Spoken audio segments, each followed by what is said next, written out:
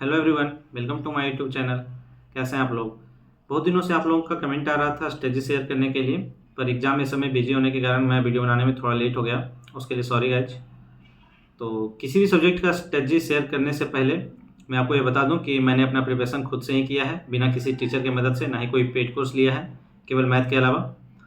और मैंने अपना प्रिपरेशन 7 से 8 मंथ में कंप्लीट कर लिया है, जिससे कि मेरे इस बार फर्स्ट अटैम्प्ट में ही CHSL मेंस में टोटल 316 मार्क्स यानी कि 316 मार्क्स आया है, और CGL में 330 यानी कि 330 मार्क्स आया है। और सिलेक्शन पोस्ट फेज 12 में मेरे टोटल 4 पोस्ट पे DB के लिए सिलेक्शन हो गया है। तो आप में से जो भी सेल्फ प्रिपरेशन करना चाहते हैं वो मुझे फॉलो कर सकते हैं। मैं आपके साथ अपना स्ट्रेटजी और एक्सपीरियंस शेयर करता रहूँगा। मैं इस वीडियो में अपने इंग्लिश का स्ट्रेटजी शेयर करूँगा और अपने बुक लिस्ट के बारे में भी बताऊँगा, और ये भी बताऊँगा कि कैसे मैंने अपने सेल्फ प्रिपरेशन करते हुए बिना किसी टीचर की मदद से 3 मंथ के अंदर अपना इंग्लिश कंप्लीट किया है। तो आप लोग इस वीडियो को लास्ट तक ज़रूर देखें, और आपको ये वीडियो पसंद है तो आप कमेंट बॉक्स में बता सकते हैं कि आपको नेक्स्ट वीडियो किस टॉपिक पे चाहिए, किस सब्जेक्ट से रिलेटेड। स्ट्रेटजी स्टार्ट करने से पहले मैं अपने बारे में बता दूं कि मेरा इंग्लिश में इस बार टोटल 135 आउट ऑफ 135 मार्क्स आए हैं CGL मेंस में। CHSL मेंस में मेरा 37 आउट ऑफ 40 क्वेश्चन सही हुआ था। CGL प्री में भी मेरा 23 आउट ऑफ 25 क्वेश्चन सही हुआ है।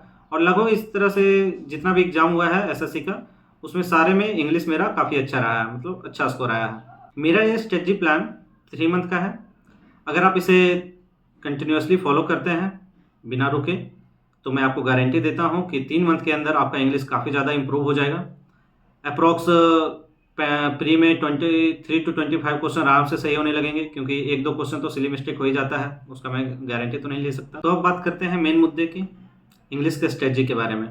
इंग्लिश को मैं बाकी सबकी तरह 3 पार्ट में डिवाइड कर देता हूँ: ग्रामर पोर्शन, वोकैब और रीडिंग पोर्शन। सबसे पहले बात करते हैं ग्रामर पोर्शन की।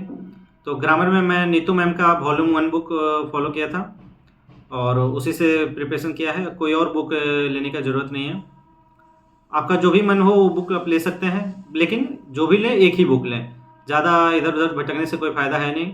इस बुक में टोटल 22 से 24 चैप्टर हैं ग्रामर के, जिसमें कि मेनली 8 से 10 चैप्टर ही बड़ा है, बाकी चैप्टर 3 से 4 पेज का है, जो कि काफ़ी जल्दी खत्म हो जाएगा। मैं इस बुक का डेली एक चैप्टर पढ़ता था और नेक्स्ट डे उसी चैप्टर को रिवाइज करके उसका क्वेश्चन प्रैक्टिस करता था।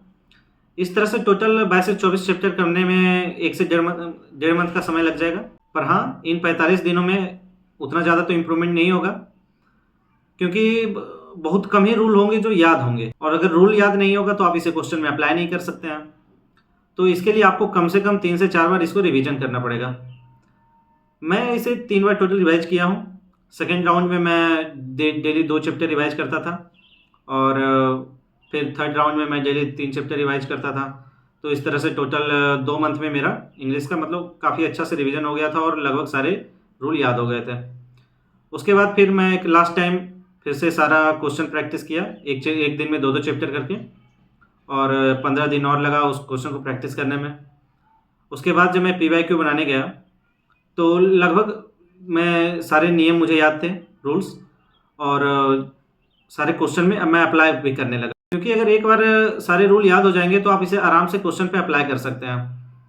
तो जब मैं क्वेश्चन पे अप्लाई करने लगा तो नेक्स्ट 10 से 15 दिन में मॉक देने के बाद मुझे काफ़ी ज़्यादा इंप्रूवमेंट दिखा, और मेरे लगभग शायद ही ग्रामर का कोई भी क्वेश्चन गलत होता था फिर। तो इस तरह से आपको टोटल 22 से 24 चैप्टर करने में, रिवाइज करने में आपको 2 मंथ का समय लगेगा, और फिर नेक्स्ट 15 डे में क्वेश्चन प्रैक्टिस, और फिर नेक्स्ट 15 डे में आप PYQ लगा सकते हैं, जिससे कि आपका काफ़ी ज़्यादा इंप्रूवमेंट देखने को मिलेगा।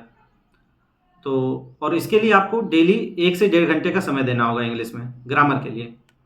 अब बात करते हैं वोकैब सेक्शन का। तो वोकैब में बहुत लोगों को कन्फ्यूजन रहता है कि वोकैब कहाँ से करें। मैं वोकैब ब्लैक बुक से किया हूँ। वहाँ पे सारे PYQ एक जगह पे मिल जाते हैं आराम से। जिनके पास बुक नहीं है वो फ़ोन से भी ऐप डाउनलोड करके पढ़ सकते हैं। वोकैब में सबसे बड़ा प्रॉब्लम होता है कि वोकैब याद तो कर लेते हैं, पर कुछ दिन के बाद फिर भूल भी जाते हैं तुरंत। तो इसके लिए मैं बता दूं कि मैं डेली 50 वोकैब करता था, और लेकिन उसके लिए मैं खुद का ट्रिक बनाता था। अपना ट्रिक जो डेली लाइफ में यूज होता है उससे रिलेटेड ट्रिक होता था, और जिससे कि एक बार याद करने के बाद मैं ज़्यादा लंबे समय तक उसे याद रख पाता था। तो आप लोग भी ऐसा कर सकते हैं, अपना खुद का ट्रिक बनाइए जो आसपास डेली लाइफ से रिलेटेड हो, जिससे कि आप लंबे समय तक इसे याद रख सकते हैं।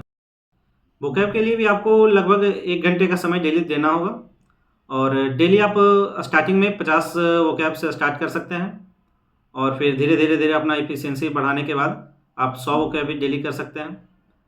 इसके लिए भी वही सेम रूटीन रहेगा कि आप 50 या 100 वोकैब डेली करेंगे और उसके नेक्स्ट डे उतना रिवीजन करेंगे, उसके बाद ही नेक्स्ट 100 पे जाएँगे।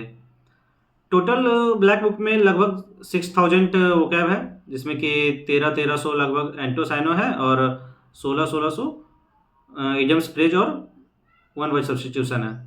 तो 6000 वोकैब करने में आपको वही 2 मंथ का समय लगेगा और फिर नेक्स्ट 1 मंथ में रिवीजन। और जब तक आपका एग्जाम नहीं है तब तक आप इसे रिवीजन करते रहें, डेली का 1 घंटा दें आप इसको। अगर आप बोलेंगे तो मैं अपना ट्रिक वोकैब का आपके साथ शेयर कर सकता हूँ, जो मैं बनाता था डेली याद करते समय। तो इस तरह से 3 मंथ के अंदर आपका ग्रामर प्लस वोकैब दोनों अच्छे से कंप्लीट हो जाएगा। एक बार अच्छे से कंप्लीट हो जाएगा, उसके बाद पीवाईक्यू आप लगाने लगेंगे तो आपका काफ़ी ज़्यादा इंप्रूवमेंट देखने को मिलेगा। और लास्ट में बात करते हैं रीडिंग पोर्शन का। तो रीडिंग पोर्शन के लिए तो मैंने कुछ भी नहीं किया था एक्स्ट्रा, बस वही ग्रामर पोर्शन और वोकैब, क्योंकि जितना क्लोज ये सब होता है उसमें लगभग क्वेश्चन तो ग्रामर बेस्ड ही होता है, ग्रामर रूल बेस्ड, और वोकैब पे बेस्ड भी होता है, कुछ फ्रेज पे बेस्ड होते हैं। तो उसके लिए मेरे हिसाब से कुछ एक्स्ट्रा करने का ज़रूरत नहीं है, आप ये दोनों कर लेंगे तो आपका वो थर्ड पोर्शन भी अच्छा हो जाएगा।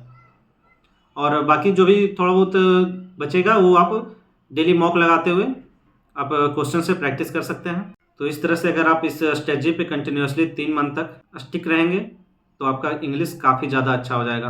आप एक बार ट्राई करके देखिए। तो इंग्लिश के लिए तो इतना ही था। अगर कोई और सब्जेक्ट पे आपको स्ट्रेटजी चाहिए होगा तो आप बताइएगा, हम ज़रूर वीडियो बनाएंगे। और अगर कोई सब्जेक्ट या चैप्टर पढ़ने में आपको दिक्कत हो रहा हो तो आप बोलिएगा, तो मैं उस पर वीडियो बना दूंगा मैं कैसे पढ़ता था। अभी के लिए इतना ही, बाय, मिलते हैं नेक्स्ट वीडियो में।